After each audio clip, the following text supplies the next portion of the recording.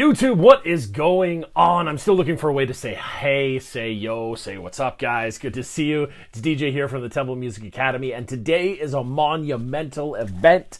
This is my first reaction video post 10,000 subscribers, so I've made myself a gorgeous iced coffee, and cheers, everyone. I'm still in awe.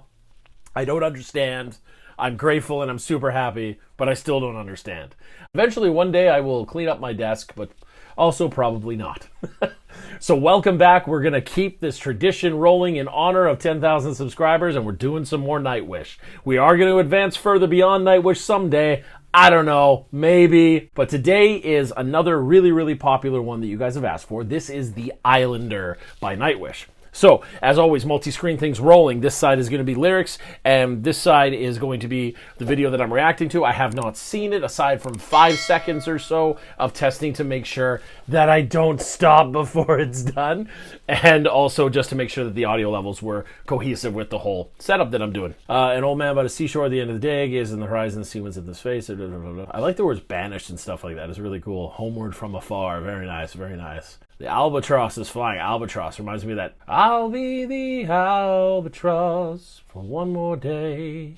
Perfect. Okay, so I got a kind of a feel of the lyrics, so I won't be super distracted by just lyrical content, which is always a worry of me when I'm kind of reading them live for the first time. We'll take one more sip of the iced coffee, and then I'm stoked to get in on this, guys. We got Nightwish, The Islander. Can't wait. Anyway, I digress. We got the headphones here. We got Nightwish over here. We got you guys right there. I'm just in such a good mood. I can't believe 10,000 people. I'm genuinely happy, guys. Anyway, Nightwish. Here we go.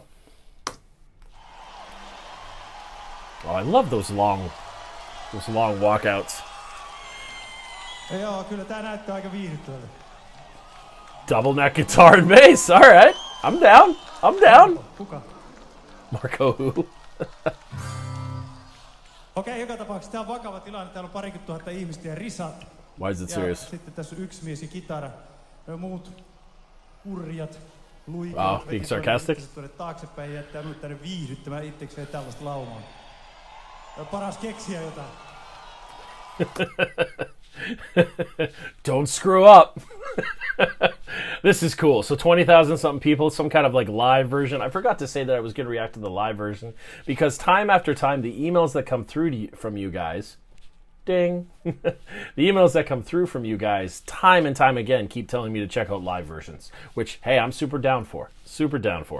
20,000 people. It's in a place I'm not even going to attempt to pronounce. I'm not even going to attempt, guys. I mean, this looks cool. Let's keep it going. Why? The guitar already sounds amazing in the audio setup. Okay, nice a minute. Already amazing. A Norman by a seashore at the end of day gazes the horizon with sea winds in his face. Ooh, sea winds in his face. That's a cool resolution. Mr. Silent, seasons all the same.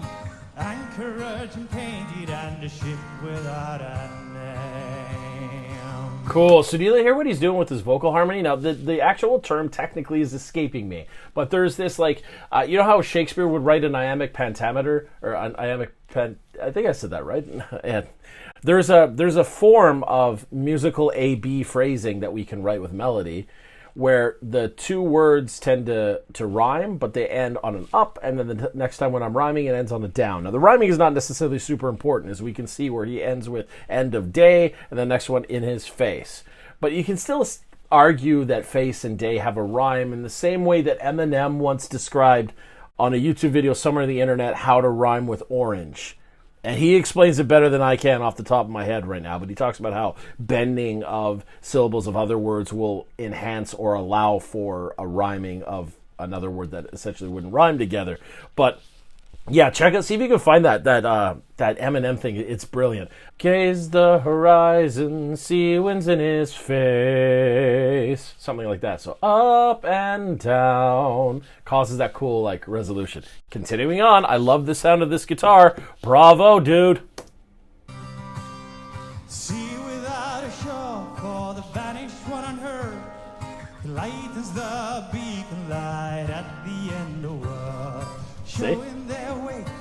hiding hope in their hearts. Once in their travels go what from afar.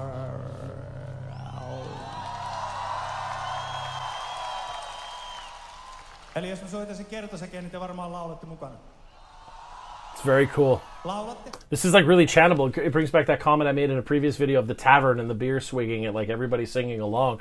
Also, anybody of this kind of descent, I suck at knowing what descent it is. Is this considered Scandinavian? Anywhere from this region, essentially. This is a great folklore song to probably just grab an acoustic guitar and jam with people around the campfire, or jam with people around a setting of any kind of holiday. Everybody, let's just sing this song.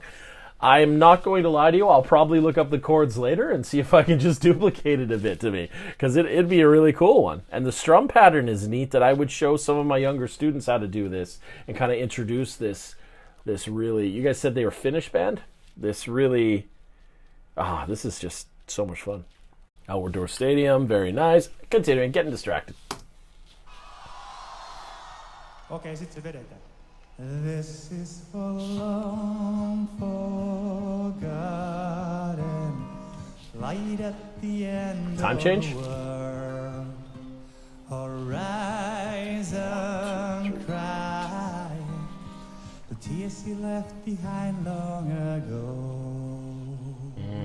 I'm hesitant to guess what chords they are because I have not researched Nightwish enough, or this song in particular, to know if they alter tunings of their instruments significantly. For those of you that don't know, the guitar is traditionally tuned in a method by which the strings kind of represent different pitches, and when put together in certain combinations, create the chords that we all know, C, G, A, whatever.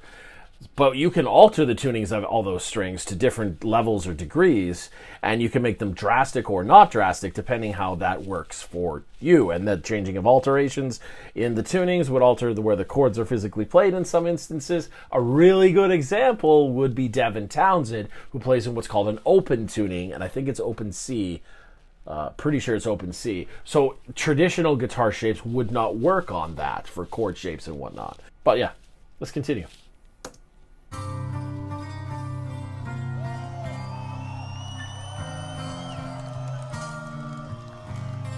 Gorgeous.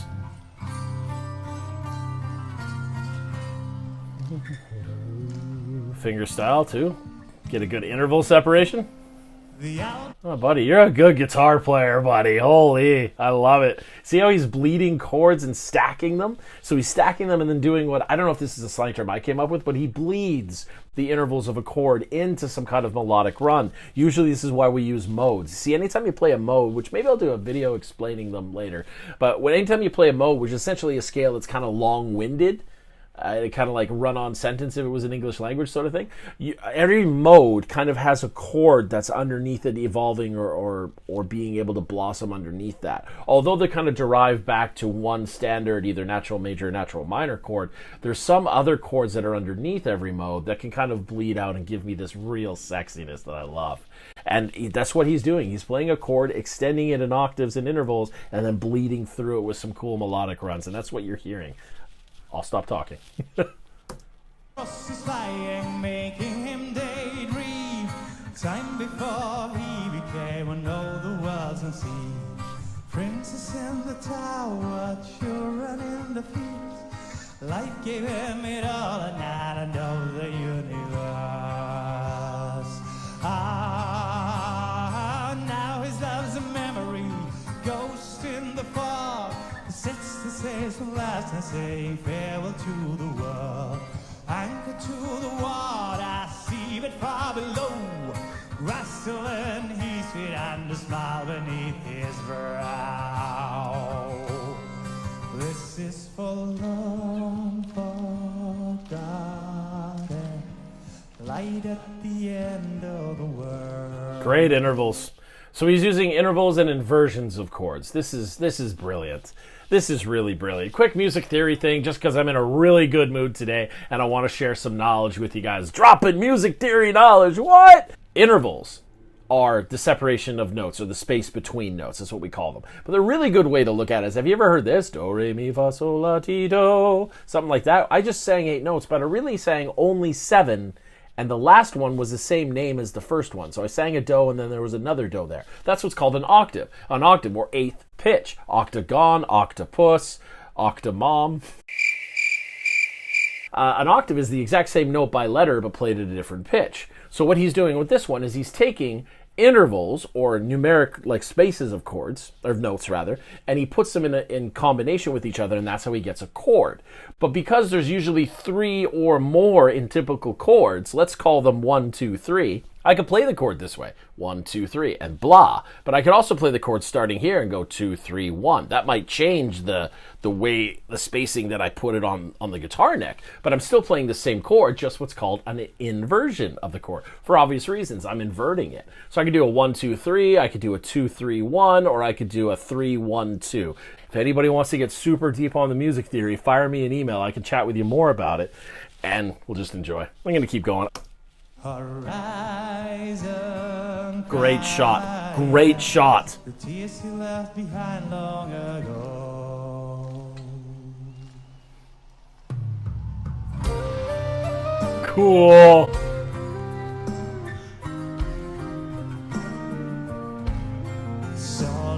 So hey, guess what's happening right now, guys? The wind instrument behind him over his left shoulder, he is playing the chords on this side like I stated earlier, and the wind instrument behind him is playing the modes that are associated with those chords. This is sexiness on its dopest level. This is music theory. This, hell yes.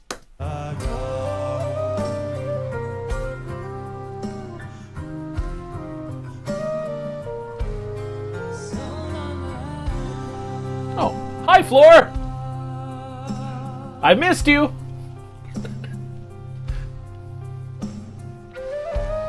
Feel that 6 feel?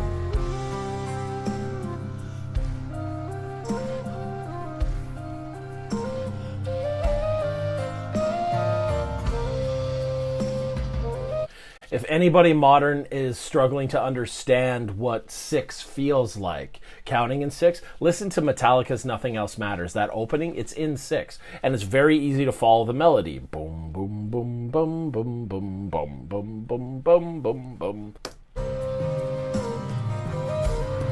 This is for long forgotten,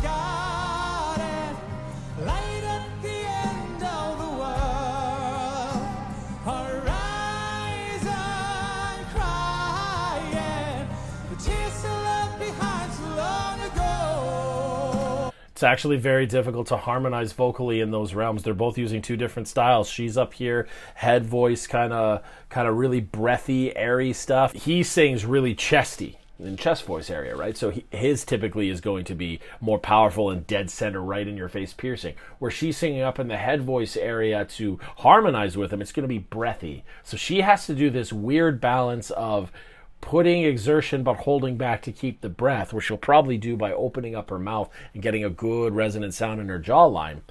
And he's got to do the pierce but still hold back with power, and they have to find that balance. And you can actually hear them shifting balance with each other like that. And they're listening with their in-ear monitors and totally catching it, which basically means signs of pros.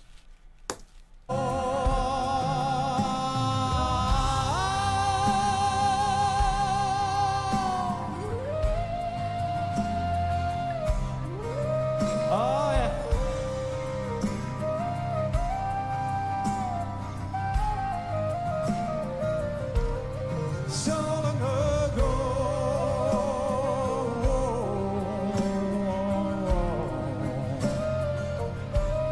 so long ago. Oh, that's beautiful. So long ago.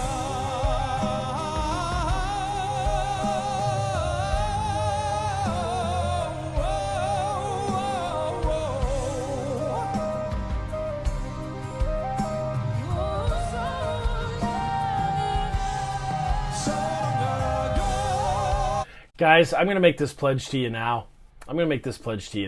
I think maybe I'll do a guitar lesson video on the chords that he's strumming right now. So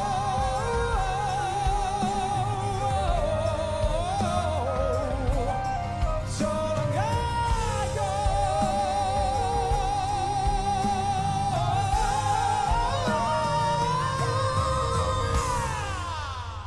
So see there, he kind of overpowered her.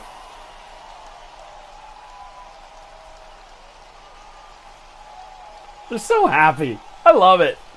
Makes me smile. My ears thought that she should have been brought up a little bit more in the mix somehow. He could have held back, but it's a great song. It had great feel. Standard 4, then a 6 feel. This was fantastic. So, talking about it, I was completely surprised that the rest of the band jumped in. That was really cool. I'll be honest, I don't recognize that wind instrument back there. So maybe tell me in the comments what wind instrument that is. I like to look up more music involved with it. Floor coming out of there and giving that cool upper register harmony. That was sick. Super into all of that. There's my buddy, the keyboard player, who I read your emails and I read your comments on what Poet and the Pendulum was about. And I feel for this dude. Really hardcore. I feel for this dude. So every time I see him, he's like becoming my favorite member of the band just because he's still with us. So that's really, really cool. Harass me in the comments, guys. Let me know if you want me to even do a guitar lesson video on those chords, and I'll gladly take a look at it for you. Sorry I went off on the mode theory there, but I got really, really excited, and I'm fresh off of the time I'm filming this right now. I'm fresh off of teaching for a few hours today, so I'm kind of in that headspace still, and really excited about what I heard and what I saw. I wanted to share what I saw, what I heard. Guys, if you like this video, there's plenty more on the channel. Please take a look at the screen that goes, and as always, like, comment, subscribe. Please click the bell, send me some emails. This has been a blast getting to know all of you guys, and our engagement back and forth has been a lot of fun. It's just neat. It's just neat talking to you guys in the comments and through the emails and whatnot. We love having you guys around. It's like you're in our home. It's super cool. Don't forget that there's the giveaway going on right now. There's a video for that on the channel. Check it out. Find that. Get the info you need. You have any questions, fire us emails. You guys have been joining us on Instagram and Facebook. Help us build those channels up, guys. Thank you so, so much. As always, Temple Music Academy. Watch it go.